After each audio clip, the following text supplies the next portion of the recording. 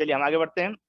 NLP change methodology, ये बहुत ही important aspect है जिसको हम अब यहाँ पर गुफ्तगू कर रहे हैं कि किस तरह से आपके अंदर चेंज पैदा होता है और उसकी मेथडोलॉजी क्या है, किस बुनियाद पर आप अपने अंदर चेंज पैदा करते हैं। तो इसके लिए सबसे इम्पोर्टेंट ये है कि हर चीज के लिए आपकी एक स्ट्रैटेजी होती है। वो स्ट्रैटेजी की बुनियाद पर आपके हर चीज डिफाइन होती है। मिसाल के तौर पर अगर आप मुझे कोई चीज पसंद करते हैं तो उसकी एक स्ट्रैटेजी होती है, किसी चीज को आप नापसंद करते हैं, डिसलाइक करते हैं, तो उसकी एक स्ट्रैटेजी होती है आपको।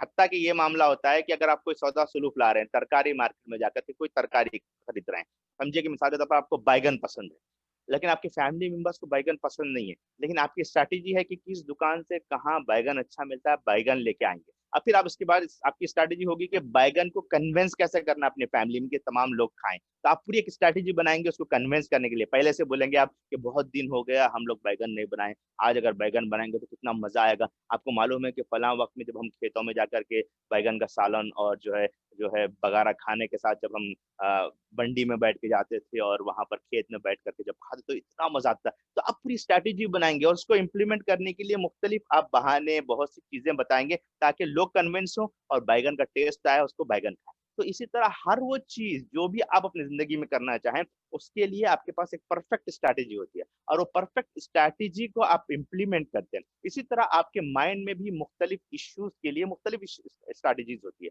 जैसा कि हमने कल आपको देखा होगा, आपको याद होगा, तो स्विच पैटर्न हमने किया था, सब मोडालिटीज आज करेंगे। स्विच पैटर्न में आपने देखा था कि मुख्तलिफ आपके बिहेवियर हैं, मुख्तलिफ आपके स्टेट्स हैं, तो किस तरह से उस पर काम करते हैं और किस तरह से उसके रिजल्ट्स आपकी जिंदगी पर आते हैं, तो उसकी आप एक स्ट्रैटेजीज बनाते हैं। तो हमने कहा कि आप एक जो है खराब बिहेवियर ले आए उसे स्क्रीन पर डालें, अच्छा बिहेवियर लेके आए उसके ऊपर उसको करें। इस तरह से स्विच करने के बाद जो है ना वो आपका स्ट्रैटेजी आपने सेट की कि पहला बिहेवियर ऐसा रहेगा, सेकंड बिहेवियर ऐसा रहेगा, फर्स्ट बिहेवियर के ऊपर दूसरा बिहेवियर आएगा। ये पूरी स्ट्रैटेजी थी, स्विच पैटर्न के तौर पर आपने देखा। एनएलपी में फोबियाज के लिए भी है, बहुत से लोगों को डर लगता है, डार्कनेस का डर लगता है, बहुत से लोगों को जो है अनसीन का डर लगता है, बहुत से लोगों को जो है ना कैट फोबिया रहता है, बाज लोगों को जो है ना लिजार्ड का फोबिया रहता है, बाज लोगों को जो है ना हाइट्स का फोबिया रहता है, बाज लोगों को वाटर का फोबिया रहता है। तो ये डिफरेंट स्मॉल टेक्निक है, 20-25 मिनट की फोबिया की टेक्निक है, उसको करते हैं तो आपके बहुत से इश्यूज जो आप सालों साल से 15-15 साल से लोग लेके फिरते हैं, डार्कनेस का फोबिया है या फिर हाइट्स का फोबिया है या कैट का फोबिया है, लिजार्ड का फोबिया है, कॉकरोच का फोबिया है, ये सब फोबियाज को लेकर के अपनी जिंदगी गुजार रहे हैं और बर्डन के साथ अपनी जिंदगी गुजार रहे हैं। आप उन स्ट्रैटेजीज को देखें किस तरह से ये फोबिया पैदा होता है और वो स्ट्रैटेजी से आप क्यूर कर सकते हैं इस फोबिया को। आप उसको इंप्लीमेंट करेंगे तो आपकी स्ट्रैटेजी इंप्लीमेंट हो जाएगी और आपको रिजल्ट आएगा। इसी तरह सब मोडालिटीज है कि किस तरह से आपके ब्रेन में चीजें स्टोर होती हैं और उसका तरीका क्या होता है, उसकी एक स्ट्रैटेजी है। उस स्ट्रैटेजी को आप समझ जाएं, उन पूरी सब मोडालिटीज को आप इंप्लीमेंट करें तो आपको रिजल्ट मिलेगा। इसी तरह जो है आपके नेगेटिव के सिलसिले में भी आपकी मोडालिटीज रहती हैं और उससे आपको रिजल्ट मिलता है। जी ठीक है, तो हम आगे बढ़े, ये बात तो आपको समझ में आ गई, राइट। ये जैसे ही स्ट्रैटेजीज आपकी बनती हैं तो उसका एक आउटकम होता है। जैसा मैंने कहा कि आपको जब आपके दिमाग में था कि आपको बैगन खाना है तो आपने पूरी स्ट्रैटेजी बनाई, प्लानिंग बनाई, कैसे कन्विंस करना है, क्या करना है। अब उसका एक आउटकम क्या है, आपके बीवी और बच्चे भी बैगन खा रहे हैं, ये आउटकम।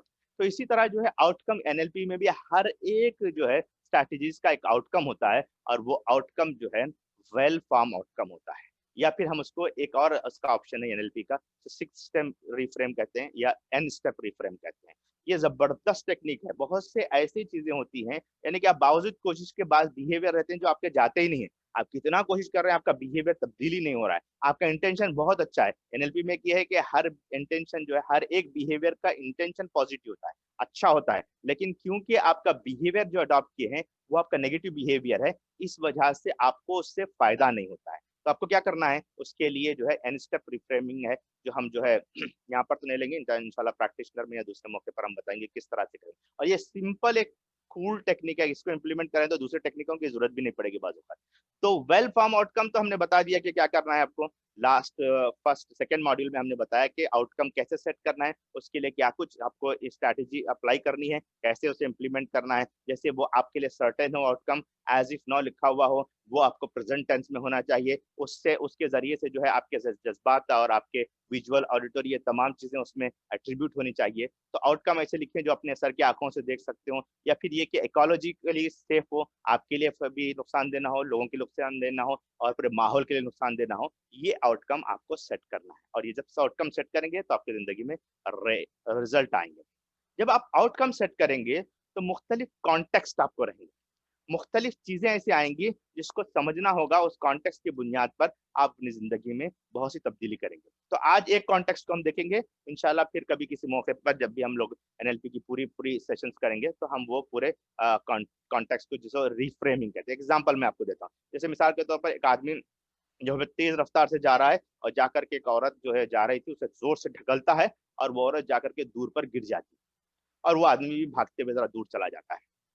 जैसे ही आपके पास ये कॉन्टेक्स्ट आया, मैंने आपको ये सामने पेश किया, तो आपके दिमाग में क्या बात आई? आपके दिमाग में यही बात आई कि कितना रूढ़ी आदमी, कितना खराब कैरेक्टर का आदमी है कि एक औरत जो चल रही थी उसको जबरदस्ती जोर से ढकल दिया इस आदमी। क्योंकि मैंने सिर्फ एक कॉन्टेक्स्ट आपको दिया, एक पिक्चर आपके सामने दिया, तो आपने उस पिक्चर को, उस विविड पिक्चर को देख करके आपने कंक्लूजन किया कि ये आदमी को तो जेल में डालना चाहिए, बहुत बेखराब आदमी है, इसने जो है एक औरत जो है उसके साथ इतना बेरहमी का मामला किया है, इस आदमी को तो जबरदस्ती कोड़े मारने चाहिए या जो भी करना चाहिए, जेल में डाल देना चाहिए, सजा होनी चाहिए उसको। ये आपने कॉन्टेक्स्ट की बुनियाद पर फैसला किया। अब मैं उसको जरा सा कॉन्टेक्स्ट को या उसके फ्रेम को जरा बढ़ा कर देता हूँ कि आप उस पूरी पिक्चर को देखेंगे तो उसमें लगेगा कि उस बिल्डिंग के ऊपर ब्रिक्स रखे हुए थे और किसी काम कर रहे थे लोग, और वो ब्रिक्स गलती से जो है हाथ लग गया और 15-20 ब्रिक्स जो है ना, ईंटें, वो आइन उसके सर पर गिरने वाले थी वो औरत के, और ये आदमी ने अपनी जान को जोखिम में डाल करके उस औरत को ढकला और अपने आप को भी सेफली बचा लिया उस ब्रिक्स के गिरने से और नुकसान होने से। अब आपके दिमाग में उसके लिए सिंपैथी पैदा होगी, आपको जज्बा शुक्र पैदा होगा, और इसके साथ साथ आप ये कहेंगे कि भाई इस आदमी को तो जो है ना कुछ प्राइज मिलना चाहिए कि कितनी अच्छा काम किया इसने, एक औरत की लाइफ सेव की और खुद अपने आप को भी उसने बचाया। तो अब वो आदमी नोबेल प्राइज का मकसद ये बन जाएगा, उसके लिए बहुत जबरदस्त आपको आपके अंदर जो है अच्छे जज्बात आएंगे। तो देखिए, जज्बात का उमड़ना और जज्बात का खत्म होना या बढ़ना, उसकी बुनियाद जो है चीजों को देखने का, इसके फ्रेम को देखने का। छोटे फ्रेम में आप देख रहे हैं, जैसे इशू को है, आप बहुत बड़ा करके इशू को देख रहे हैं तो आपके जज्बात बहुत ज्यादा नेगेटिव आएंगे। लेकिन आप उसी तरह इशू को बहुत छोटा करके देखें, उसको रिफ्रेम करें, तो दूर दिखेगा, तो आपको लगेगा कि ये तो कोई चीज नहीं है, मैं कभी भी खेल ले सकता हूँ। आप देखिए 10 साल पहले के जो आपके जज्बात थे, जो भी किसी इशू का आपने लिया था लाइफ में, वो बहुत बड़ा इशू लग रहा था लाइफ में। अब यहाँ बैठ करके आप उस इशू को देखते हैं तो कभी कभी आपको हंसी आएगी कि भाई ये तो कॉमन चीज थी, मैं इसको तो जरा सा नेग्लेक्ट कर दी तो इसको बहुत आसानी के साथ मैं झेल ले सकती थी, या इसको मैं बहुत आसानी के साथ हल कर सकता था। तो इस तरह से जब आप उस पर काम करना शुरू करेंगे तो आप लगेगा कि आप इश्यूज को सॉल्व करने वाले हैं। तो कॉन्टेक्स्ट की तब्दीली, कॉन्टेक्स्ट को चेंज करने से बहुत कुछ आप अपने अंदर तब्दीली पैदा कर सकते हैं। आप किसी भी अपनी लाइफ के सबसे बड़े इवेंट को ले लीजिए और जरा सा ऊपर कॉन्टेक्स्ट को बढ़ा करके देखिए, तो आपको लगेगा कि वो इशू उतना नहीं था जितना कि मैंने लिया, और जिसकी वजह से मेरी जिंदगी जो है अजरन हो गई, मैं जिंदगी में सही अंदाज से जिंदगी गुजार नहीं पा रही हूँ या पा रहा हूँ। तो ये तमाम चीजें होती हैं जो हमें कॉन्टेक्स्ट में अपने अंदर देखनी चाहिए। ठीक है, तो हम आगे बढ़ते हैं इसको। सब मोडालिटीज, इस पर कुछ सवाल है किसी को तो आप सवाल करें, किसी को इसको समझने में सवाल है तो सवाल करें, नहीं है तो हम आगे बढ़ते हैं। से यस इफ, अगर आपको कुछ सवाल नहीं है तो आप प्रोसीड बोलें या यस बोलें तो मैं आगे बढ़ता हूँ। चैट बॉक्स में लिखें यस आपको अंडरस्टूड हो चुका है तो यस लिखें, मैं आगे बढ़ता हूँ। Come on everybody please right it down. एक तो ये मैं बार बार इसलिए कहता हूँ कि बाद लोग जो है नींद में आ जाते हैं, बाद लोग दूसरे काम में बिजी हो जाते हैं, जब मैं सवाल करता हूँ तो मुझे मालूम होता है कि कितने लोग जो है ऊँघ में नहीं है, नींद में नहीं है, कितने लोग जो है सुन रहे हैं, वो मालूम हो जाता है मुझे। लग रहा है कि 3 ही लोग सुन रहे हैं, बाकी लोग नहीं सुन रहे हैं। Come on right it down, come on fast.